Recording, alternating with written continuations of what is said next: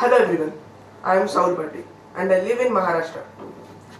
Today I want to start with a moment, a very ordinary moment. Some months ago, I was talking with my father's friend.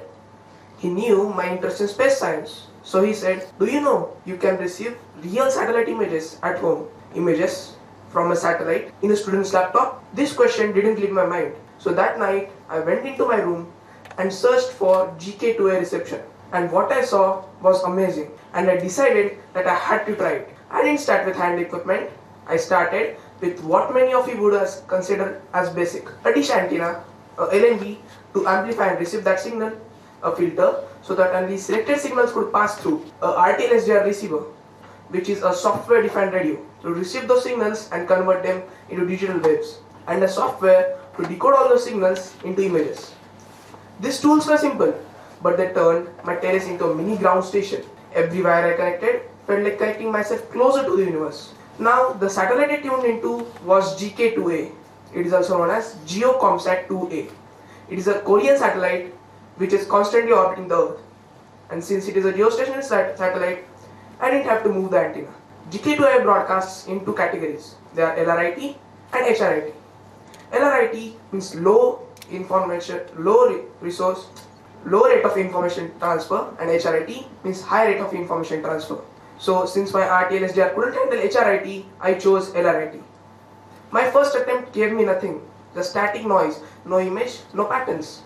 But after some micro adjustments, something began to appear. That was the first time when I downloaded the full disk image of Earth. This was the image. And this image is fully detailed and alive. I didn't mean to feel emotional, but I did, because I knew exactly what had happened. I had received a signal from a satellite orbiting 36,000 kilometers above the Earth. That signal had traveled through space, through atmosphere, into my dish, from my dish into my LNB, from my LNB into my filter, through the filter to my RTL-SDR, and from the SDR to my computer. And then finally, I had decoded that signal to make it into images. And I had built this entire channel, of course, with the help of my uncle, my father's friend. And this told me something important.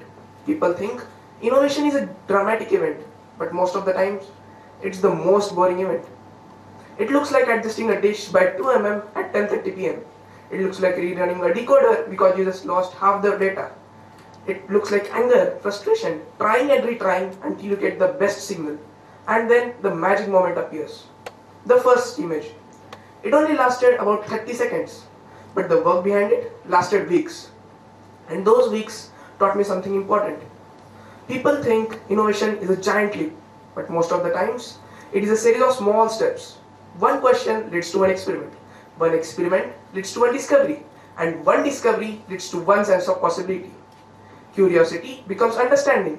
Understanding becomes innovation. And I am not a scientist in a lab, am I? I am just a student, just like thousands of you watching right now. And if I could talk to a satellite 36,000 kilometers away, what can you do with your idea? Look around you. The seeds of innovation are everywhere. Innovation isn't limited to space or satellites. It is everywhere. It is in curiosity. And curiosity belongs to all of us. I have uploaded everything that I've learned to my website. Not to show you what I did, but to tell you, you can do it too. Because curiosity grows only when a child looks at the world and says, "Let me try." Today I stand here not to tell you what I did, but to ask you what you will do. Will you build a robot? Will you write a program? Will you decode a signal? Whatever it is, start small. Start curious. Start now. Because even the biggest tree began as a seed. Even the biggest innovations begin with a question. And somewhere in this room, maybe inside you, the next one is already growing. But before logging off, I want to tell you something important. I did not stop at this thing. I tried to increase the dish diameter so that I could receive more signals. And this is what real innovation is. It's trying again and again with what you have, not only stopping at a single moment. Thank you.